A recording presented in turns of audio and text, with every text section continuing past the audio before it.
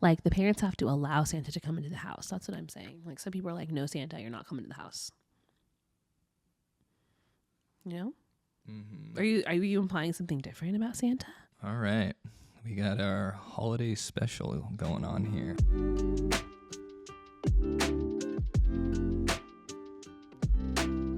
Are you filming? Oh yeah, I've got some professional wrapping here. Go ahead. Best Buy. Oh yeah.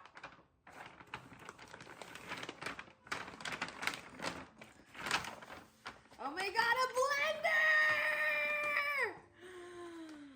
Wait, this is one of those ones that you like can drink directly out of. Now we don't have to spend all of our money on smoothies, ordering smoothies. Thank you, babe. And you were like earlier, like, let's go get a smoothie. And I was like, maybe I should go make one. Oh, honey. Thank you, sweetie. I love it. Spending Christmas with you, baby, has been the best Christmas. I know, it's been wonderful. You're so sweet. And we got our tree and we have our little owl decorations and our theme. I love our theme this year. This is actually... So it's silver with white sparkly ribbon. Right, glitter ribbon. I came up with all of it. And the whole theme. It was all the me. white owls that were sent to us as a gift is tied perfectly in with the tree. I was insistent on silver for our theme. I was like, last year we did gold. Were you? Oh yeah. No, I don't. Pregnancy brain hasn't got me back. It was me. I remember. But that's okay. Thanks for going along with it and for getting me a real tree because I love real trees. Hey, baby. Look at me. Oh, hi.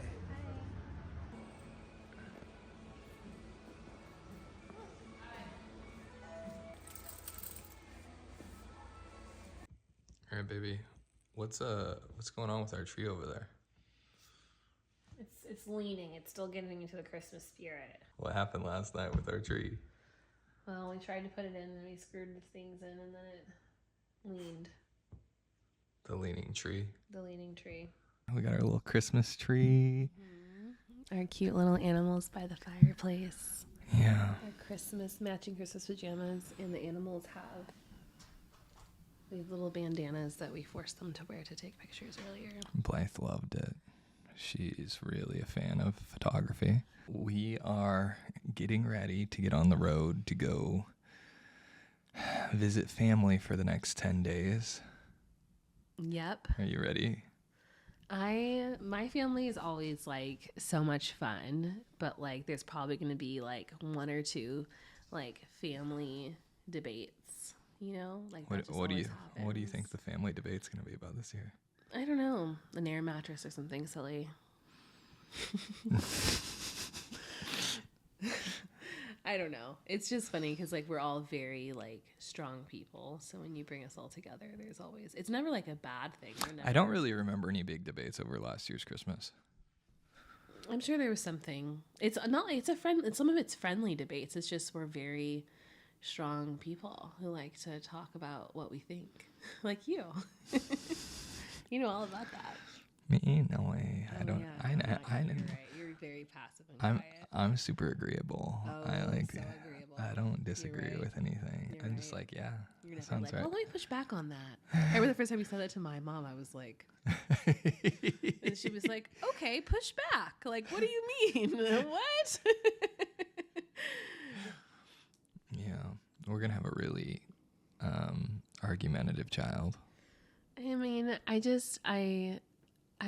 would rather a child be able to like speak their mind and express themselves and not just get like, you know, forced into things or do things that they don't agree with. So like I'm okay with that. Yeah, I agree. Like I feel like I want our child to be able to think for themselves and to stand up for what they believe in. Yeah, and I hope that's easy for them, and if not, we'll teach them how to be able to do those things. I don't think it's easy for anyone. I feel like it's very easy for me to stand up for what I believe in. Always? I wouldn't say always. That's what I mean. I mean, so easy always. I would say it's easy most of the time. I think sometimes when things are like particularly controversial or like there's potential like repercussions to standing up for what you believe in, that's when it does become challenging, but that's like when it's probably the most important. Are you all right? I'm just shifting. Oh, okay. Is that better? Are you more comfortable? Yeah. I actually am always very uncomfortable cross-legged. When I was a kid. Like crisscross applesauce. Oh, I hated crisscross Is it applesauce. like a tense tendon my or hips, ligament? my hips are just super tight. Oh. And so like this is like Tight even hips. this is not like super comfortable. I've always been. Maybe we need to get you to do some yoga. I've always and been some hip stretches. You want I me did. to teach you some? I did a little bit of yoga. I did that one time. I with know, you. but it's not like it's like lifting weights. I lifted weights one time. I did one sit up once. Yeah. So therefore I'm good, right? No, that's not how it works, silly. Yeah, You know that. when I was a kid, elementary school, I hated when we'd all go sit down for story time. Hated So would it. you end up like this? I With your arms? yeah, I mean it looks something like this. Like every 3 seconds, I'm moving around. Yeah, so we actually have a really big event coming up. Best Christmas present. 2 days. It's 2 days away, right? Yeah. We've been waiting a while. Months and months and months. Yeah. Is it a boy or is it a girl? We're gonna Still find thinking out. girl, yeah? Yeah, I still think girl. I think girl now too. But I don't know. I keep changing my mind. I'm like, I don't know. Yeah, I think it's a girl. Maybe there's going to be blue everything. I will be okay if it is a boy. I will be shocked. Like I You think will be because you've thought it's a girl since Yeah. day one. I think Yeah. you're like trying to manifest. You're like, if I believe it hard enough. I don't know. I think it's gonna be a girl. I have a really strong feeling about it. If it's a boy, I'm gonna be really happy as well. So I think it's a win-win. It is Or a a win-win. win-win. A healthy baby is a win. Yeah. What are you looking forward to most if it's a girl? If it's a girl and it likes the things that I like, you know, like obviously no matter what my child likes, I'm going to find common ground with them and I will like what they like and, you know, share things with them. But I don't know. I don't know based on gender if I'm looking forward to something specific with either. I don't know, like putting pigtails in her hair, but if I have a boy, I'm probably going to put pigtails in his hair too and take a couple pictures. So like, I don't know. What about you? I mean, I feel like I'm going to enjoy the same things either way. It's going to be different. I feel like if it's a girl, I'm going to be a little bit more protective. And I think that's a nature. I'm obviously going to be highly protective if it's a boy as well, but it's just like it's a scary world. And my mind often thinks about the things that I will, as a father, have to protect her from. Yeah. And it's so, interesting that you say that. yeah.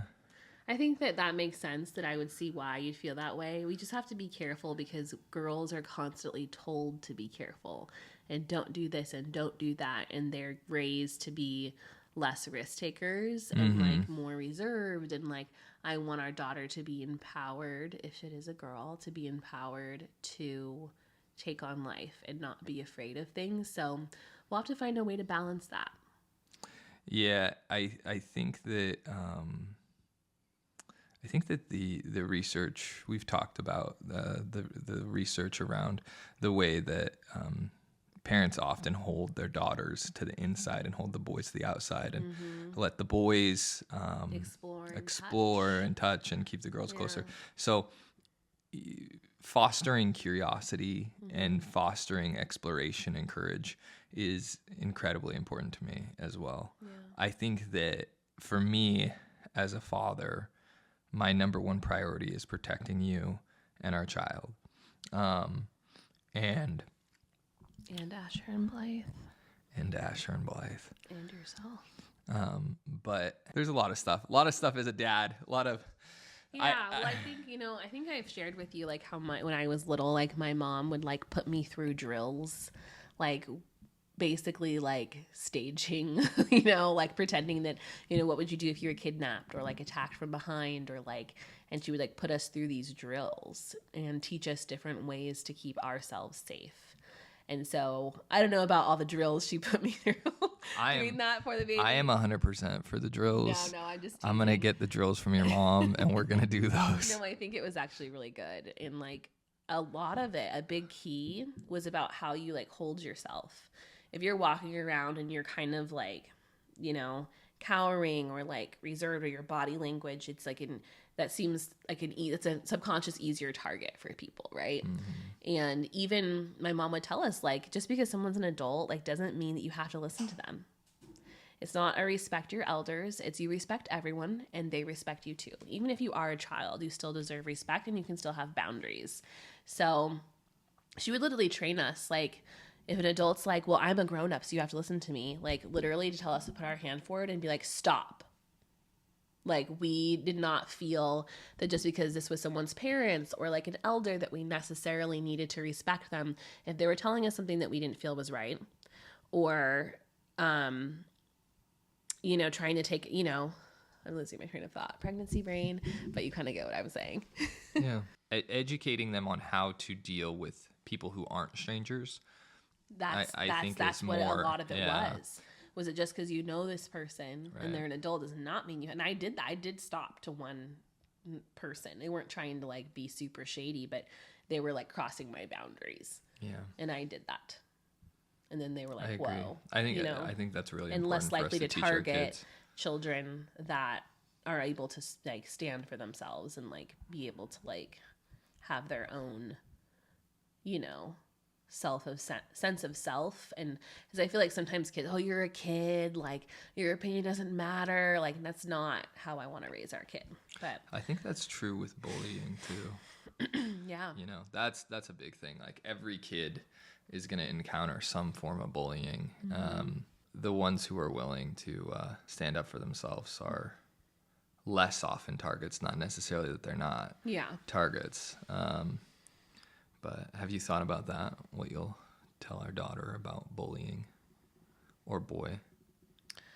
I haven't actually, but I know through my own experience, like I was a very sassy child. Like I was the person telling the bullies, like, stop bothering someone, and I would like tell them off and then they would stop bothering that person. You know, I was definitely, so I think for me, it was like a natural thing for me to know how to deal with bullies.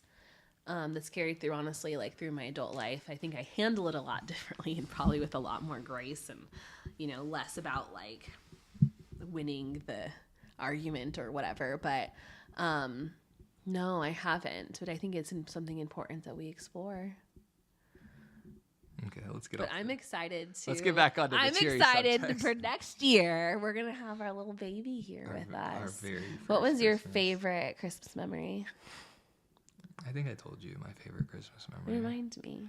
I think my favorite Christmas memory was my last 2 Christmases with my mom. Yeah. And we had gone through so much. And like we really hadn't had a Christmas together for I don't know how long it had been. Because you typically would spend them with your grandparents? I mean, not just that. I mean, it was just the nature of where my mom was with her mental health. And so the last 2 years when I got to celebrate with my mom and my little sister, those were really special. I got Alexa these gag gifts. I used to get her gag gifts all the time. I'm sure she was just like, oh great, what is gonna be in here? I got her a pet petter. She didn't have any pets, but I got her a pet petter, and then inside the box was the real gift. Which was what? You're like, I don't remember. The gag gift was the cool part. Gag gift was the big part. I don't know. I'd get her all kinds of little things. She was. I'd always, for her birthdays, I'd always wrap her gifts in like 5-year-old. Like she's like 14, 13. Like Polly Pocket. Yeah. Unicorns. Yeah. You're a fun big brother. Yeah. I have so many fun. Christmas was always like such a special time for me, like especially before my parents got divorced. It was when my dad was there, because sometimes he wouldn't be there for Christmas because of work, but when he was there, it was always really special. And we'd go to church Christmas Eve typically, and then we would turn all the lights off and dance in the dark to like classic Christmas songs and Pitch Black. Well, no, we had the Christmas lights and the Okay. decorations around the house would light it up, you know. It wasn't like pitch black, but it was like moody, I guess. And it was always really fun. And we'd get the Christmas pajamas every Christmas Eve. And I remember one Christmas Eve, I was 9. And I remember this so clearly. We were driving back from something, probably church, or I don't know what we were driving back from, maybe a Christmas party. And my mom was like, oh, we have to tell you guys something. I forgot to get your Christmas pajamas. You told me about that. Did I? And I had a full-on meltdown. And I remember looking at, like, I was like, meltdown. Bliss loves Christmas pajamas. What? Bliss loves Christmas I pajamas. do. Hence us in these Christmas pajamas. I actually had to like overnight these, like, because I ordered some like a well ahead of time, and then somehow the order got canceled and I didn't know, and then I had to order these like last minute, but they came like last week, so we've been able to enjoy them. But anyway, I had a full-on meltdown. I was like sobbing. I remember going to the bathroom to put my pajamas on, and I was looking at myself in the mirror like, you were a crybaby. You cried. You're 9. You're too big to be crying about those things. You should be embarrassed of yourself. Because my brother and sister were just like, oh no. And I was like, like sobbing. I was a dramatic child. But I'm really excited to create traditions with our baby and like bake Christmas cookies with them and stew Santa with them.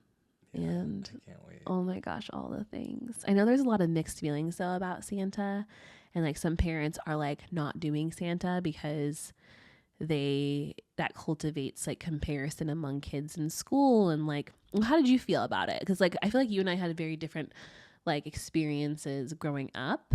Like Santa showed up. Santa was like, here's all these gifts. And, you know, did that make other children feel bad? Like, did that? So some people aren't doing Santa for that reason, for their kids. But I feel strongly about doing Santa. I know you do.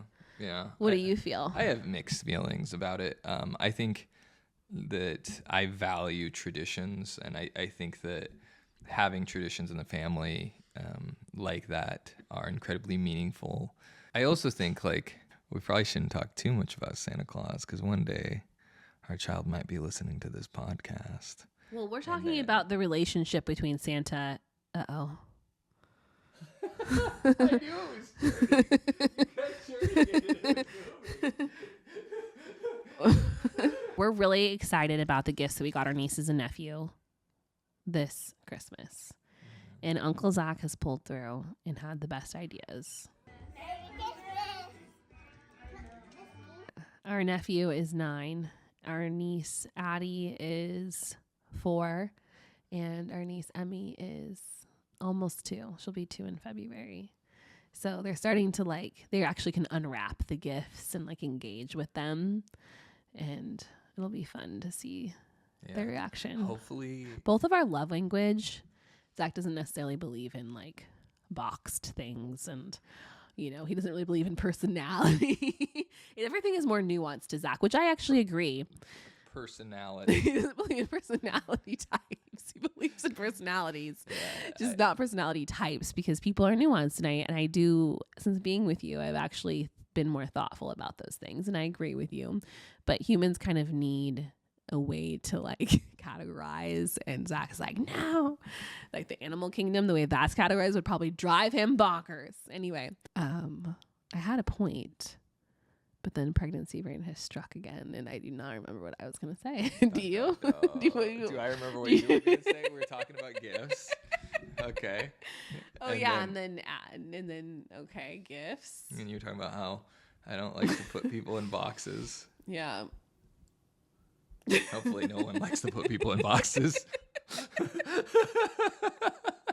Well, we hope that we understand that the holidays can be a difficult time as well as a beautiful time for people. And whatever your situation is, we hope you are well and safe, and we are sending positive vibes out there in the world.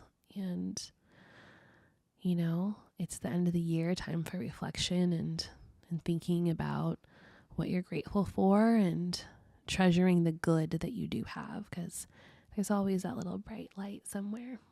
Yeah. Love Love you. you too, baby. Let's get on the road, mother. We got Thai food coming. Okay, baby. So this one I got for you. And I was going to get it all ready for you, but I left my phone at the teriyaki place last night. So we're going to have to set it up later tonight. But go ahead, you can open it. Oh, you got a cute bag? Look at I you. did, yeah.